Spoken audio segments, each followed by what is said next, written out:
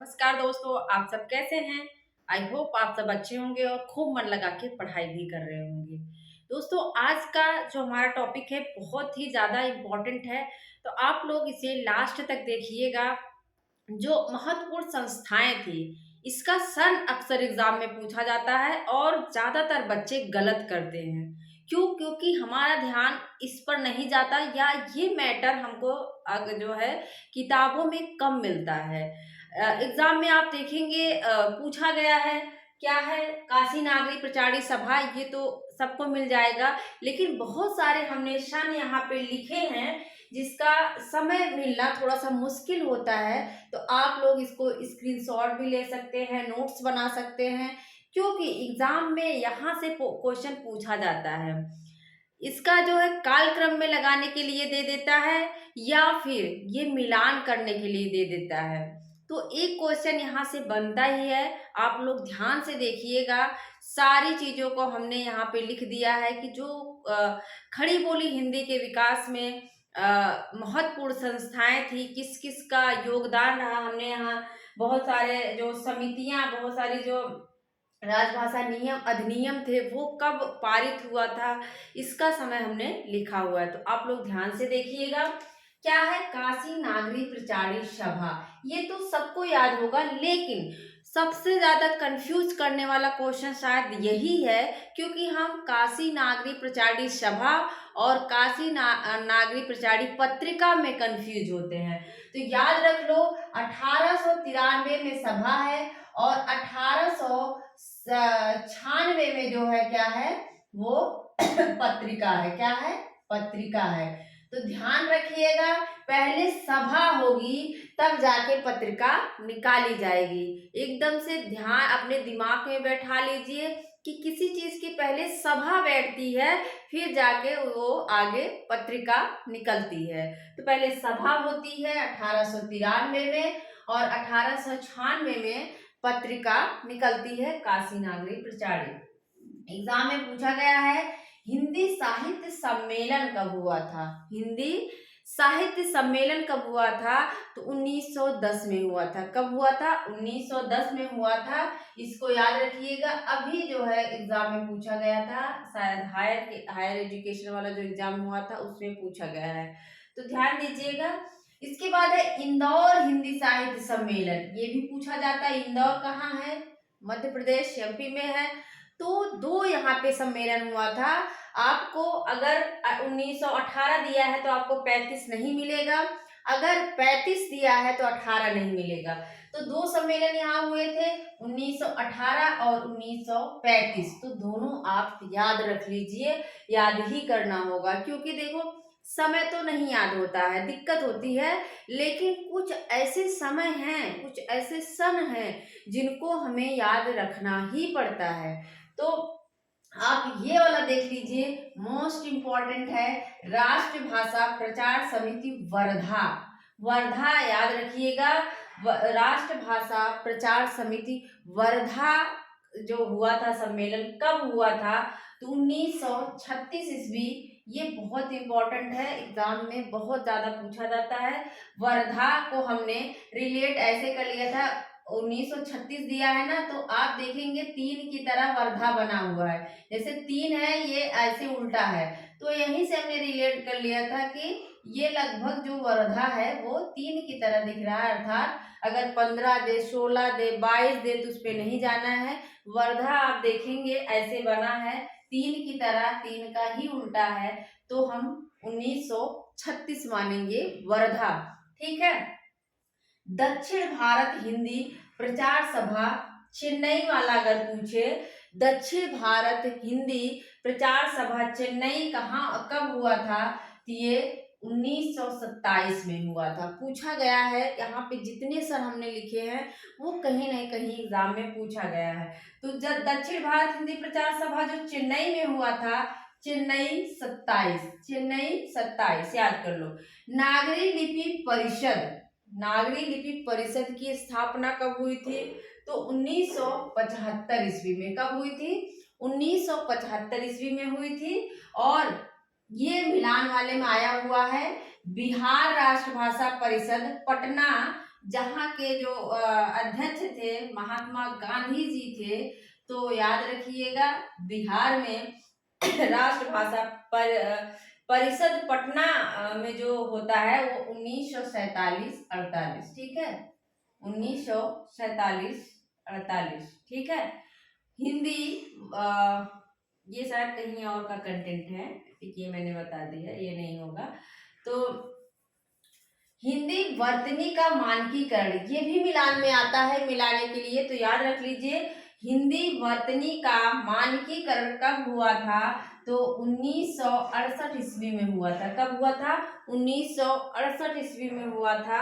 और केंद्रीय हिंदी मंत्रालय की स्थापना कब हुई? याद रख लीजिए, केंद्रीय हिंदी समिति अलग है। केंद्रीय हिंदी समिति अगर पूछता है तो 67 होगा, याद रखिए 1967 होगा। अगर समिति शब्द है, समिति सा से समिति सा से 67। लेकिन अगर मंत्रालय पूछता है तो अब मंत्रालय को 1960 लगाओगे। क्या लगाओगे?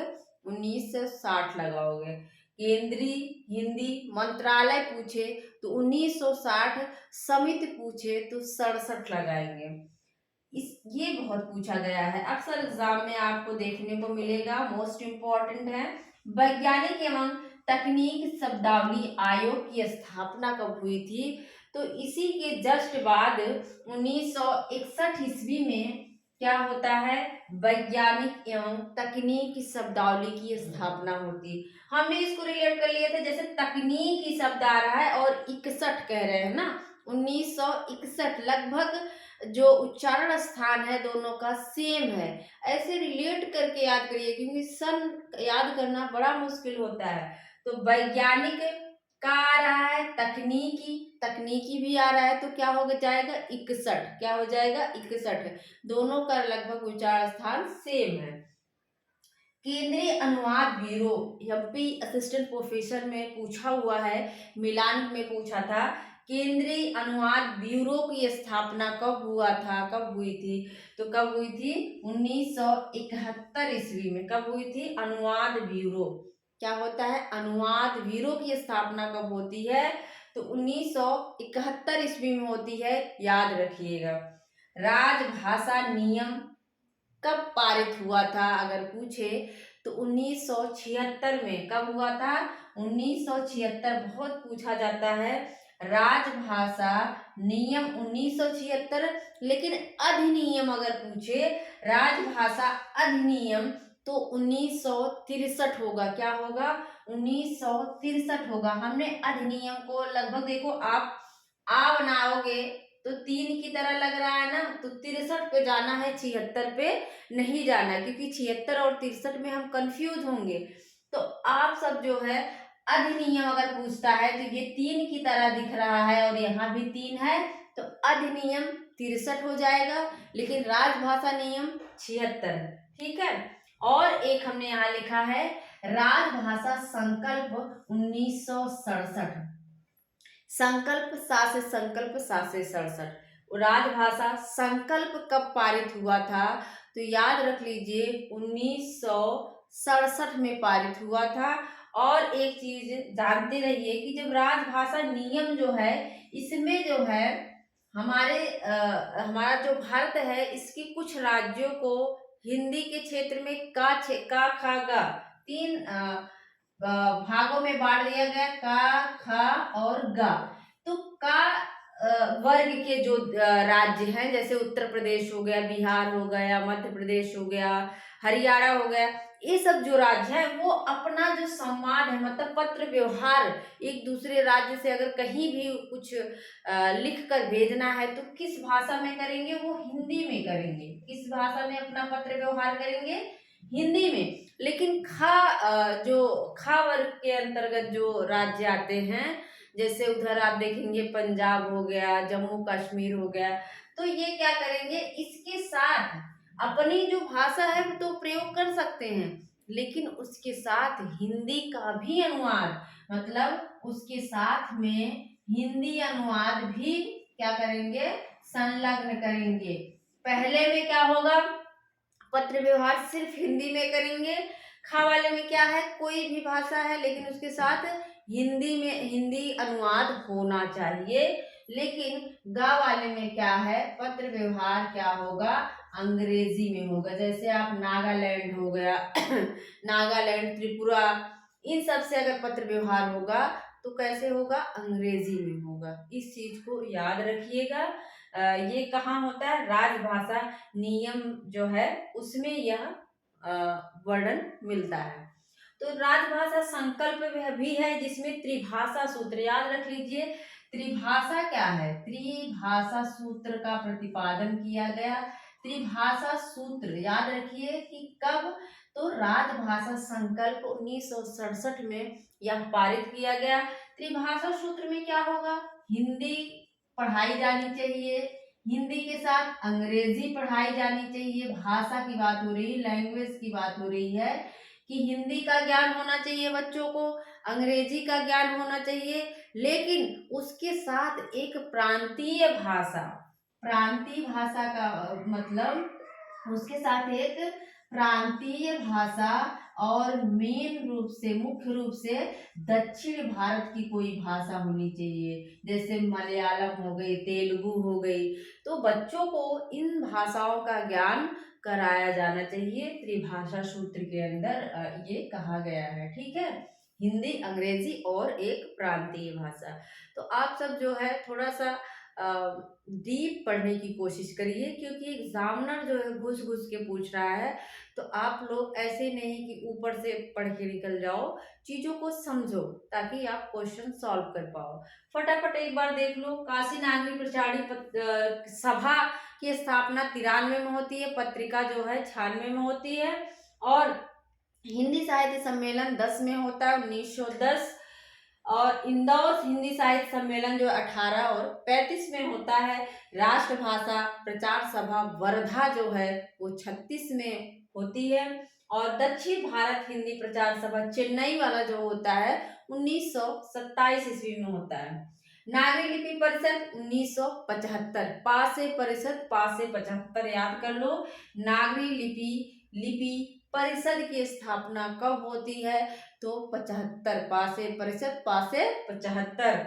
बिहार राष्ट्र भाषा परिषद पटना कब होता है, 1947-48 में। बिहार में क्या होगा, बिहार 1947 में हम क्या हुए थे, समझ लो पट गए थे। पटना का मतलब पट गए, पटना को याद कर लो, पट गए मतलब 1947 में हम आजाद हो गए थे, ठीक है। पटना हिंदी वर्तनी का मानकीकरण 68 में होता है। और केंद्रीय हिंदी मंत्रालय, मैंने बताया केंद्रीय हिंदी मंत्रालय 60 है, समिति अगर पूछता है तो 67 है।